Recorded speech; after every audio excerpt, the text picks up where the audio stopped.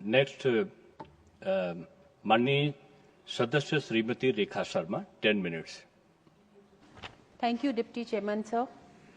Sir, I rise today to speak on demand for grant for the Ministry of Rural Development, which reflects the government's commitment to transforming the lives of 65% of Indian population living in the rural areas. Honorable Chairman, sir, India's civilization wisdom has always recognized the importance of villages. Sumitra नंदन पंत जी के शब्दों में कहूं तो भारत माता ग्राम वासिनी.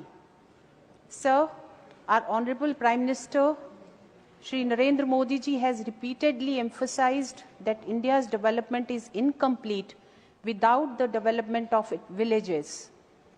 He has said that the road to Viksit Bharat 2047, a fully developed nation by the centenary of our independence, passes through empowered and prosperous rural communities.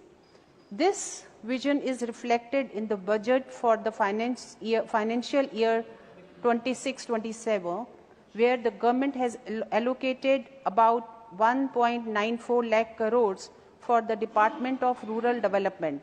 This significant allocation demonstrates the government's commitment towards strengthening rural infrastructure, generating livelihoods and ensuring inclusive growth.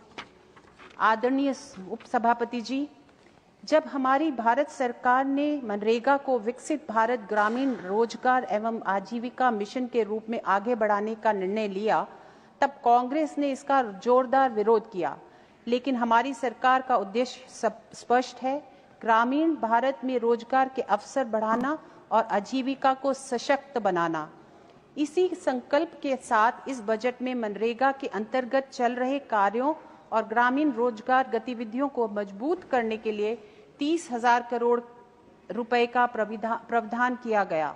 At the same time, the government has taken a forward-looking step by introducing a new employment and livelihood initiative under the Viksit Bharat Gramin Yojana and Ajivika Mission, with an allocation of over 95,000 crore. This initiative focuses on creating substantial rural assets, strengthening livelihoods and improving economic opportunity in the villages. Sir, PM Kisan Nidhi के माध्यम से 11 करोड़ किसान परिवार को 3.7 लाख करोड़ से अधिक direct benefit transfer दिया गया है। इसमें एक फंडामेंटल चेंज आया है, सरकारी योजना अब फाइल में नहीं, सीधा किसान के बैंक के खातों में पहुंचती है। यूपीए के दौरान यह मॉडल क्या था? 2008 का एग्रीकल्चर डेट वेवर स्कीम, जिसका खर्च 70,000 करोड़ से ज्यादा था, लेकिन उस स्कीम में ना प्रोडक्टिविटी बढ़ाई, ना सब्सटेंशियल इनकम क्रिएट की गई। एक लाइन में कहूं तो यूपीए के समय राहत के नाम पर केवल ढोंग और दिखावा होता था। मोदी सरकार ने उस राजनीति को बदलते हुए राहत के साथ वास्तविक सुधार कर देश के गरीब और ग्रामीण वर्ग को सशक्त बनाने का काम किया है। सर, ग्रामीण अर्थव्यवस्था सिर्फ खेती तक सीमित नहीं है। बजट में एनिमल हस्बेंड्री और फिशरी के लिए 5,264 करोड़ का आवंटन किया गया है। फिश प्रोडक्शन 17.5 मिलियन टन तक पहुंच चुका है। डेयरी के मत्स्य पालन ने गांव की इकोनॉमी को मल्टी इकोनॉमी मॉडल दिया है और इसका सबसे बड़ा लाभ मिला है छोटे किसानों और ग्रामीण महिलाओं को। सर, डेटा सब सच बोलता है। 14 से 24 के बीच में भारत में 17.19 करोड़ नई नौकरियां क्रिएट हुई, जबकि यूपीए के 10 साल के में सिर्फ 2.9 करोड़ नौकरियां क्रिएट हुई। इसलिए मैं कहना चाहूंगी, नीयत साफ हो तो नीति सफल होती है, और जब नीति सफल होती है तो विकास भी होता है। सर, रूरल प्रॉस्पेरिटी की बैकबोन है कनेक्टिविटी। प्रधानमंत्री ग्रामीण सड़क योजना के लिए 19,000 करोड़ का एलोकेशन किया गया है। आज लगभग यूनिवर्सल रूरल कनेक्टिविटी अचीव हो चुकी है। सड़क का मतलब ट्रांसपोर्ट नहीं होता, केवल ट्रांसपोर्ट नहीं होता, सड़क का मतलब होता है किसान के लिए बाजार, बच्चों के लिए स्कूल, एजुकेशन, हेल्थ, महिलाओं के लिए safe travel, new opportunities. Chairman sir, PM Awas Yojana ग्रामीण के तहत 3.7 करोड़ ग्रामीण घर बन चुके हैं। बजट एलोकेशन 54,916 करोड़ है, जो 13-14 से 266% ज्यादा है। यह सिर्फ मकान नहीं है, यह गरीबों के घर हैं। यूपीए के दौर में इंदिरा गांधी आवास योजना के दुरुपयोग और भ्रष्टाचार के कई मामले सामने आए थे। मोदी सरकार ने जियो टैगिंग, डीबीटी मॉनिटरिंग के जरिए लीकेज को समाप्त कर व्यवस्था में पारदर्शिता लाई है। सर, मैं खास तौर पर रूरल वुमेन एम्पावरमेंट की बात करना चाहूंगी। DAY NRLM योजना के अंतर्गत 10 करोड़ से अधिक महिलाएं 19 लाख स्वयं सहायता समूह, जिसको सेल्फ हेल्प ग्रुप से जुड़ी हुई हैं, इस साल इसके लिए 19,200 करोड़ एलोकेशन किया गया है। आज गांव की महिला डेयरी चलाती है, हैंडीक्राफ्ट चला रही है, डिजिटल बैंकिंग एजेंट है, लखपति दीदी बन रही हैं। यही है नए भारत की ग्रामीण महिला की कहानी। जिस महिला को कभी सिस्टम के इसने नजरअंदाज किया था, आज वही गांव की इकोनॉमी की लीडर हैं। As Swami Vivekanand ji once said, there is no chance for the welfare of the world unless the condition of women is improved.